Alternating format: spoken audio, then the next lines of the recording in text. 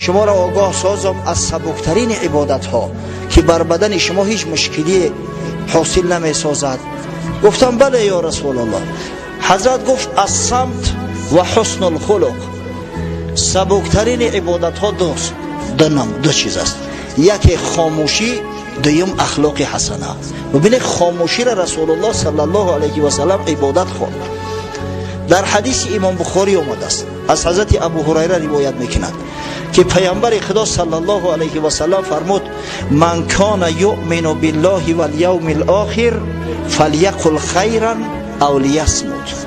هر کسی که ایمان به خدا و به روز آخرت دارد پس باید یا گپی خیر بگه، گپی خوب بگه، یا خاموش ایستد. فلیقل خیرا او لیصمت. خاموش ایستادن هم ببینید عبادت است. گپی خوب گفتن نمیتونی، خاموش باش، دهنت پوش.